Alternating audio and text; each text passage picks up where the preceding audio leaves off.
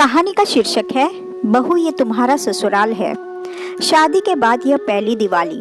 रुशाली बहुत खुश थी। उसे तो बचपन से ही वैसे भी दिवाली का त्योहार बहुत पसंद था।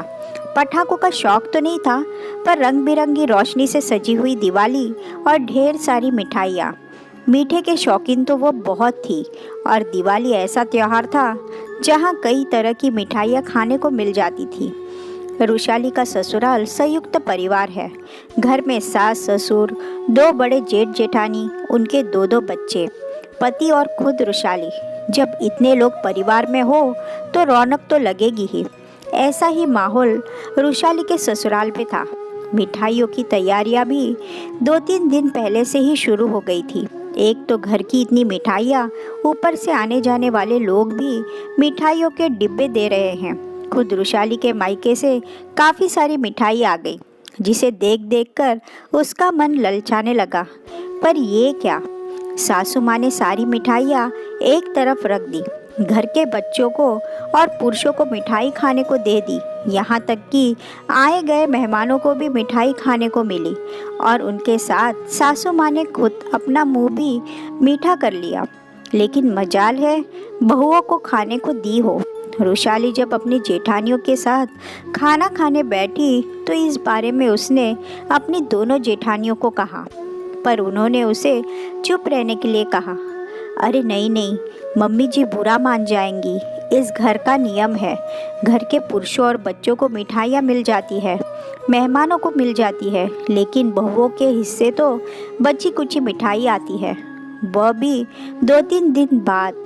अरे इतनी सारी मिठाई है, अगर हम थोड़ी सी खा लेंगे तो कुछ बिगड़ जाएगा क्या?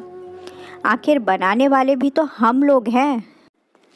मम्मी जी का गुस्सा बहुत तेज है, और फिर हमें और हमारे पीहर वालों को 2 बातें सुनाएंगी।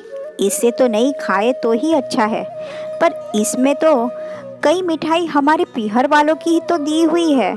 हाँ, उन्होंने दी ज़रूर है, पर उसे खाने का हक हमारा नहीं है। देखा नहीं था तुमने? मम्मी जी खुद भी अपनी थाली में भी मिठाई नहीं ले रही थी। कैसी बात कर रही हो भाभी?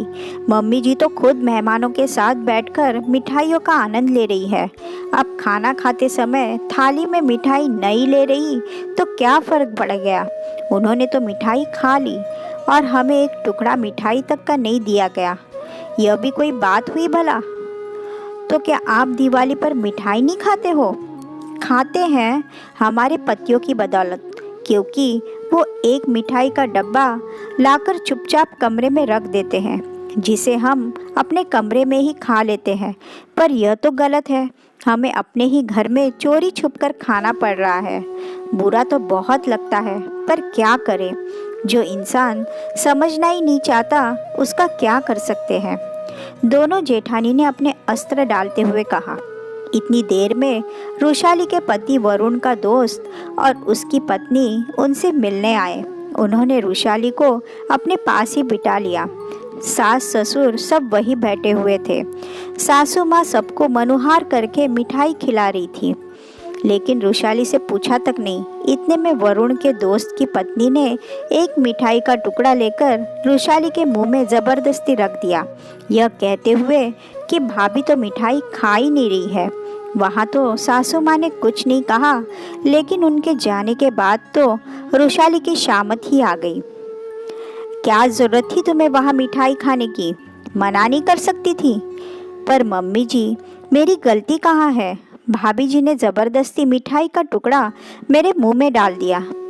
अच्छा, उसने मिठाई का टुकड़ा मुंह में डाल दिया और तुमने चुपचाप खा लिया? बहू, यह मत भूलो कि यह तुम्हारा ससुराल है। ससुराल के अपने कायदे होते हैं। अब खड़ी खड़ी देख क्या रही हो? जाओ अंदर, आगे से ध्यान रखना। सासू माँ की बात सुनकर उसकी आंखों में आंसू आ गए, और वह चुपचाप कमरे में आ गई। पर उसे दुख इस बात का था कि घर में किसी ने भी उसका पक्ष नहीं लिया। आखिर एक मिठाई का टुकड़ा ही तो था जिसके पीछे इतना सुना दिया गया।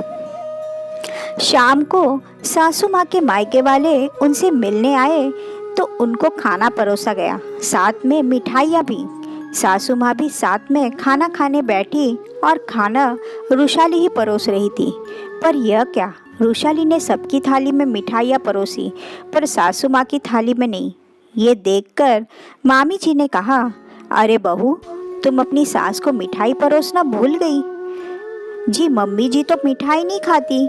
अरे ऐसे कैसे नहीं खाती, उसे तो मिठाई बहुत पसंद है। इतने में सासू माँ भी बोल पड़ी, मैंने कब कहा कि मुझे मिठाइयाँ पसंद नहीं है?